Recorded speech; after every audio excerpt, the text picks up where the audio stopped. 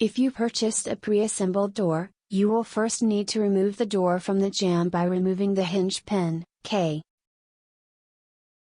Remove the hinge pin from the hinges by placing the hinge pin tool on the hinge pin to retract the pin as shown.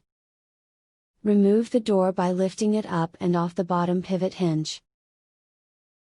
If you have a disassembled jamb, do the following: align the jamb pieces on a flat surface. Be certain they sit flush at the front and that the pre-drilled hinge holes face in.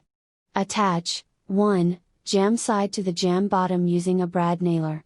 Attach the jamb side to the jamb bottom using 2 7x50 conformate screws, D. Repeat the process securing and squaring all corners of the jamb. Place the door jamb into the rough opening. Be sure that the bottom jamb threshold extends into the room, toward the back of the bookcase. It is critical that the bottom threshold is level, as well as both sides of the door jamb. This is the view for the back of the bookcase. The threshold will extend through the back of the rough opening. If the door jamb is not level and plumb, the door will not swing and close properly.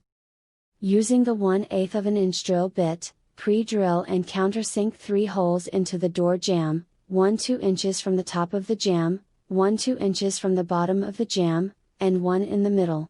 In addition, drill 2 holes 6 inches in on each side of the top jamb. Repeat the previous step on the other side of the door jamb. Using shims where needed, install 1 2½ inches screw, E. Using shims where needed, install 7 2½ inches screws, making sure the top and sides of the jamb are level. The following illustrates the difference between an in-swing and out-swing top hinge configuration. If installing an in-swing door, attach the upper jamb hinge, F, using 4 1-inch screws, lining up the hinge as shown. For an out-swing installation, the following illustrates the difference between an in-swing and out-swing hinge configuration. Attach the bottom jamb hinge, G, to the jamb bottom threshold using 6 1-inch screws. This step shows an in-swing door configuration. The following steps will show the preparation of the bookcase assembly for installation. Match the top hinge plate to the pre-drilled holes at the top of. This is the top hinge plate placement for an out-swing. Match the bottom pivot hinge. This is the bottom. The door catch is always installed on the opposite side of the door from the hinge. To begin, make a pencil mark 1 inch from the bottom of the door on the opposite side from the hinge. Measure 2½ inches from the back of the door's face frame and make another mark. Place the C-shaped bracket between the 2 marks you made and secure using 4 1-inch screws.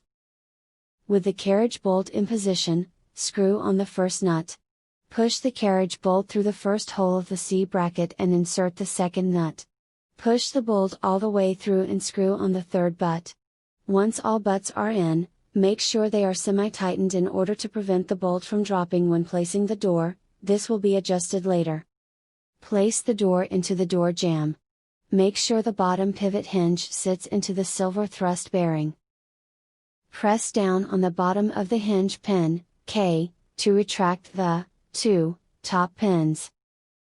For an in-swing, align the holes of the upper jamb hinge, F, and top hinge plate, H, and insert the hinge pin through the hinges. Place the poly wedge, M, where the doorstop carriage bolt will go when the door is closed. Ensure that the door is flush. Mark out the location of the door catch with your pencil. Place the poly wedge underneath the carriage bolt, with the carriage bolt directly over the round pre-drilled divot. Once the position has been located, remove the sticker from the back of the door catch and place it in its final position and secure it with 2 1-inch screws.